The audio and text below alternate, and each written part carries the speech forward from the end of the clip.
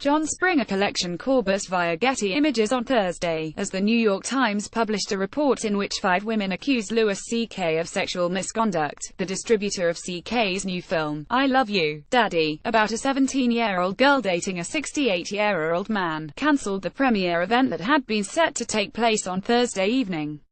On the same day, The Washington Post published a story in which several different women accused Roy Moore, the GOP nominee in Alabama for a U.S. Senate seat, of sexually pursuing them when he was in his 30s and they were in their teens.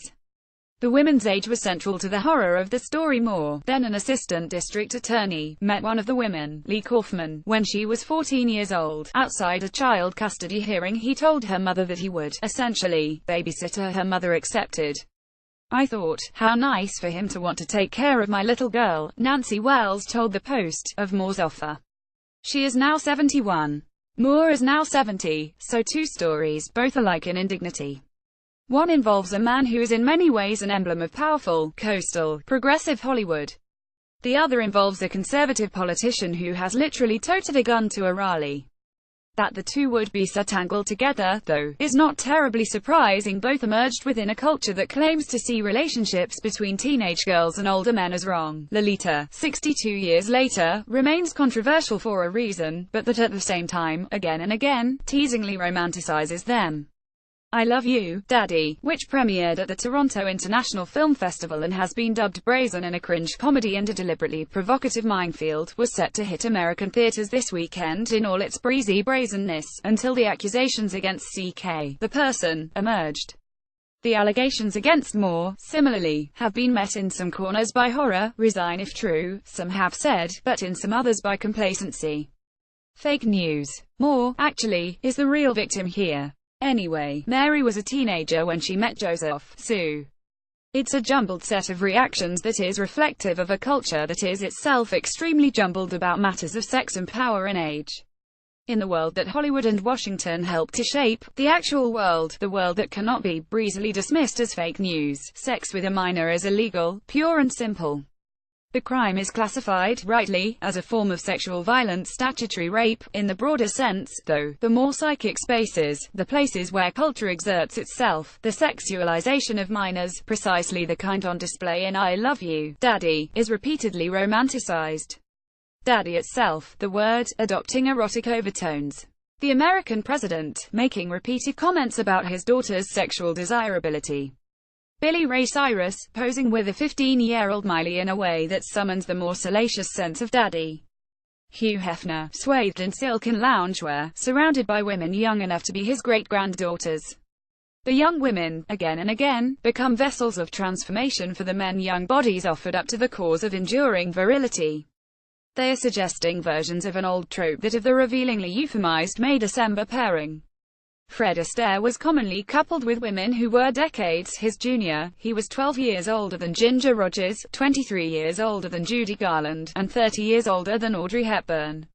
Cary Grant was 25 years older than Hepburn when they filmed Charade. And the tradition continues, of course, today. Jay Pritchett, of Modern Family, is in his 60s. Gloria, his wife, is now in her 40s. The two, in the show's universe, are deeply in love and, for the adult sitcomic mold, delightfully, unquestionably, wacky together. Again and again, in the pop culture that expends its exhaust all around us, May meets December, to romantic results. Professors date students. Richard Gere, 48 in the film, falls for Winona Ryder, 22. Bill, of Kill Bill, a film produced by, yes, Harvey Weinstein, is repeatedly suggested to be a flirty old man. None of this is questioned within the works, so much as it is presented unto us as a situation that exists on a continuum between teasingly unusual and just how things are.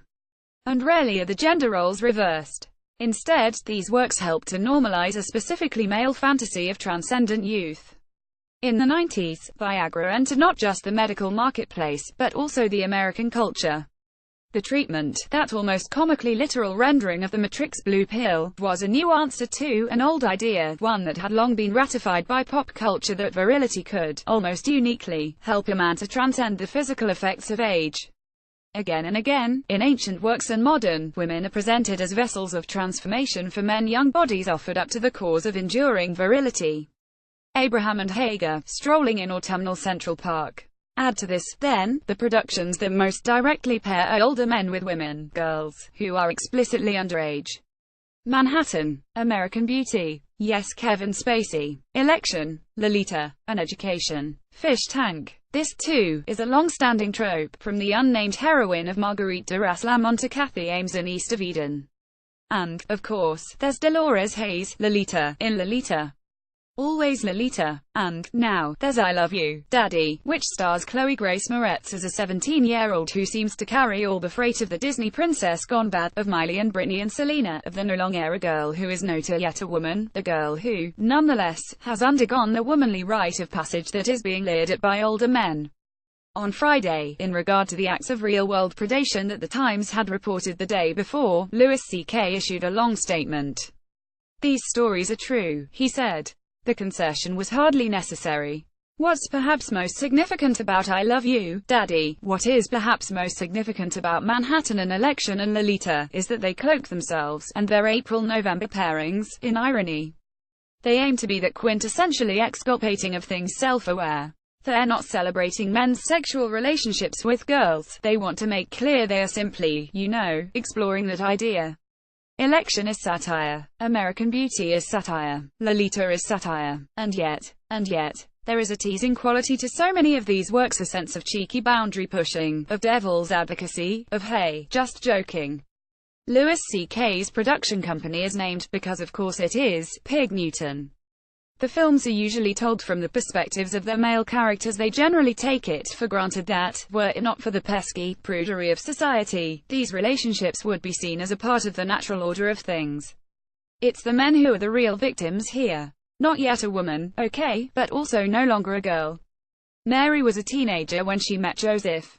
Here's another thing that happened on Thursday. The Orchard, the distributor for I Love You, Daddy, announced that it would not be releasing the film to the public at all. The movie will exist, now, it seems, merely as a trailer, and likely as a series of bootlegs, and definitely as a collection of middling reviews on Rotten Tomatoes.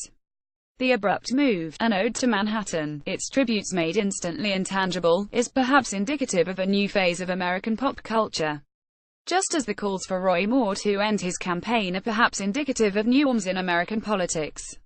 Abusers have long taken refuge in the logic of gray areas, of complacent continuums, of men being men. But women are women, and girls are girls. And there are so many victims, so many metus. I was a daisy fresh girl and look what you've done to me, Dolores seethes to Humbert. It is the truest moment in the book.